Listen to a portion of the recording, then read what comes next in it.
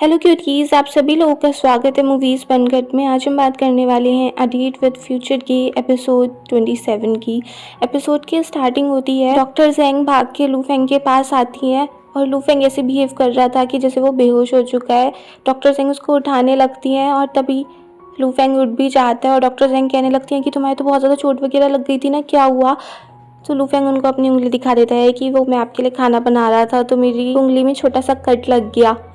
अब आप यहाँ पर आ गई हैं तो चलो डिनर कर लेते हैं। पर डॉक्टर जेंग उससे बहुत ज़्यादा गुस्सा हो जाती हैं कि आज के दिन तुम ऐसी ड्रामा कर रहे हो, कितने ज़्यादा चाइल्डिश हो और मुझे तो तुम पे यकीन ही नहीं करना चाहिए। तो और फिर वहाँ से गुस्से में चली भी जाती हैं। फिर दिखाते हैं लू फेंग बहुत परेशान था, वो दुखी सा बैठा था सारा खाना वाना लेके। तभी वहाँ पर लियो आ जाता है कि चलो इसको फिनिश करते हैं, बट लू फेंग मना कर देता है कि नहीं, इसको कोई नहीं खाएगा। तभी वहाँ पर कैप्टन जिन आ जाते हैं, वो लू फेंग से पूछने लगते हैं क्या हुआ। तो लू फेंग की कहानी यंग बताने लगता है कि इसने डॉक्टर जेंग के लिए खाना बनाना सीखा था, फिर इसने उन्हें कॉल किया कि इसकी चोट वगैरह लग गई है। डॉक्टर जेंग जब भाग के आई तो पता चला ऐसा कुछ था ही नहीं और फिर वो इसी बात पे इससे गुस्सा होकर चली गई। तो कैप्टन जिन कहने लगते हैं कि कब किया ये सारा कांड। तो लू फेंग कह देता है कि आज ही किया था। तो कैप्टन जिन कहते हैं कि आज के दिन तो उसे गुस्सा होना ही था क्योंकि आज ही के दिन फेंग की डेथ हुई थी।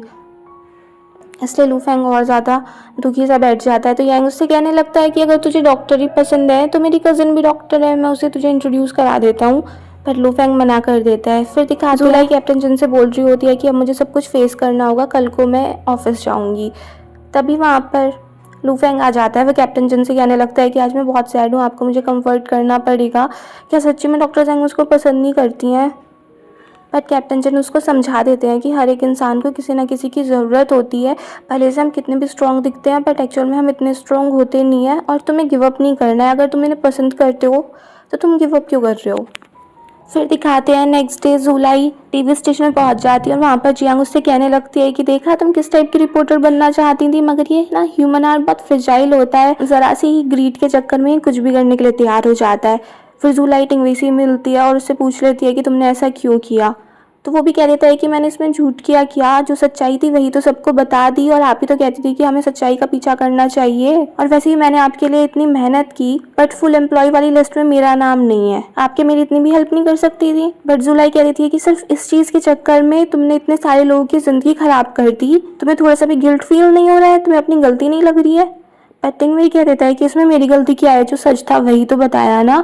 अब इस सच को सुनने के बाद वो लोग ऐसा करना चाह रहे हैं तो इसमें हम क्या कर सकते हैं। इसी सब को लेके जुलाई वहाँ से जाने लगती है। वो काफ़ी ज़्यादा सैड थी और फिर उसने टीम लीडर को अपना रेजिग्नेशन लेटर भी दे दिया था। टीम लीडर उसे बोलता है कि अभी कुछ दिनों की छुट्टी ले लो और तब तक तुम्हारा ये रेजिग्नेशन लेटर मेरे पास रहेगा और तुम्हें ऐसे रिजाइन करने की ज़रूरत भी नहीं है क्योंकि जो रिपोर्ट थी और जो सच्चाई है दोनों सेम ही तो हैं। हम जब सब कुछ वेरीफाई कर लेंगे तो वही सच्चाई निकल के आएगी जो पब्लिश हुई थी, तो इसमें तुम्हारी गलती नहीं है। फिर दिखाते हैं कैप्टन जिन जुलाई को कॉल कर रहे होते हैं बट फ़ोन नहीं लगता। वो उसकी मॉम से ही बात करते हैं कि जुलाई घर पे आई है क्या, बट जुलाई घर भी नहीं गई होती है। फिर कैप्टन जिन उसको सब जगह ढूंढने लग जाते हैं बट कहीं जुलाई का पता नहीं चलता है। फिर दिखाते हैं जुलाई एक होटल के बाहर खड़ी थी। उसको याद आता है जब वो पहले अपने घर से भाग गई थी तब वो इसी होटल में आके रुकी थी और आज भी वो वहीं पे चली जाती है क्योंकि वो इसी बात को लेके परेशान थी कि जो मेरा बिलीफ था, मैं रिपोर्टर इसलिए तो बनना चाहती थी कि जो सच है वो सबके सामने आए, मगर अगर इस सच की वजह से इतना कुछ गलत हो रहा है तो फिर जो मेरा बिलीफ था वो तो सब बेकार ही हुआ ना। तो क्या मैं एक रिपोर्टर बनने के काबिल भी हूँ या नहीं हूँ। फिर नेक्स्ट याओ जेंग भी परेशान था कि जुलाई कहाँ पे है। तब उन्हें पता चलता है कि जुलाई वहीं पर चली गई है जहाँ वो 10 साल पहले गई थी। फिर दिखाते हैं जुलाई रो रही होती है, बारिश भी पड़ रही होती है और तभी वहाँ पर कैप्टन जिन आ जाते हैं। वो उसको हक कर लेते हैं, उसको कंसोल करने लगते हैं।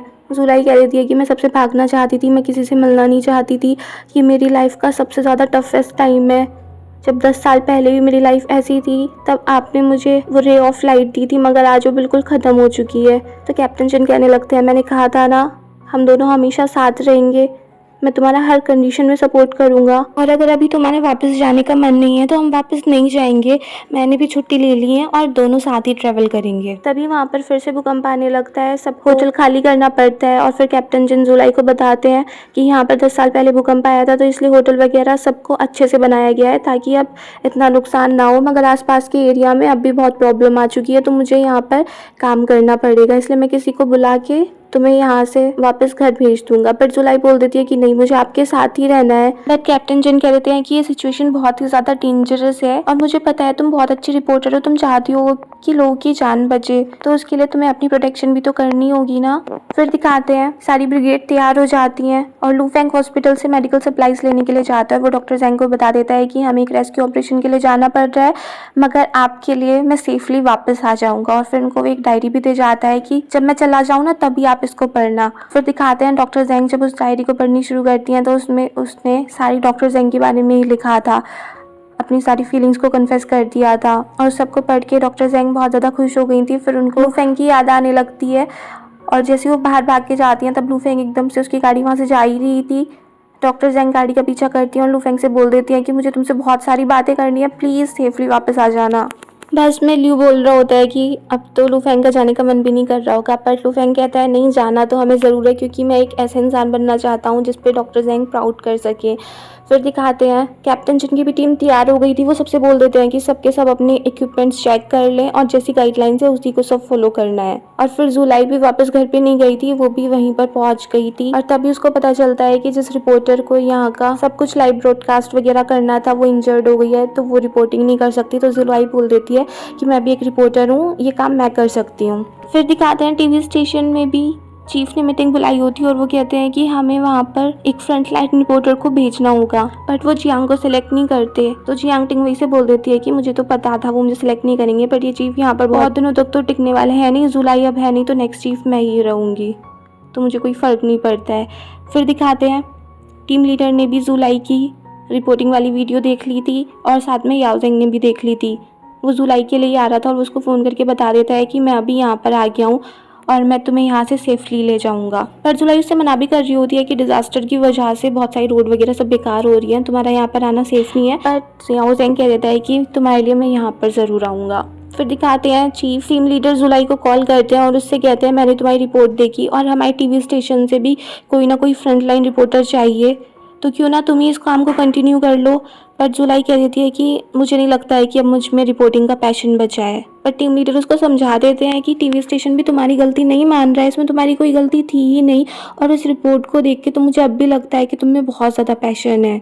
तो जुलाई कह देती है कि ठीक है, मैं इस बारे में सोच लूँगी। फिर दिखाते हैं जुलाई कैप्टन जिन से ही बात करती है कि मुझे क्या करना चाहिए, तो कैप्टन जिन उससे कह देते हैं कि इसका आंसर तो तुम्हें खुद ही ढूंढना पड़ेगा और बहुत सारी सिचुएशन ऐसी होती हैं जो अनएक्सपेक्टेडली आ जाती हैं, बट हमें उनमें काम करना पड़ता है। और फिर जुलाई भी कैप्टन जिन की बातों से कन्विंस हो जाती है और वो टीम लीडर को बता देती है कि ठीक है, मैं तैयार हूँ रिपोर्टिंग करने के लिए। और टीम लीडर भी उसको बता देते हैं कि उस डायरेक्टर की तबीयत भी अब बिल्कुल ठीक है और उन लेडी का बेटा भी उनको लेने के लिए आ रहा है। और फिर यहीं पर ये एपिसोड फिनिश हो जाता है। अगर आपको ये पसंद आया हो तो प्लीज़ मेरे चैनल को सब्सक्राइब करें, लाइक करें, शेयर करें, कमेंट्स करें and bye bye till next video.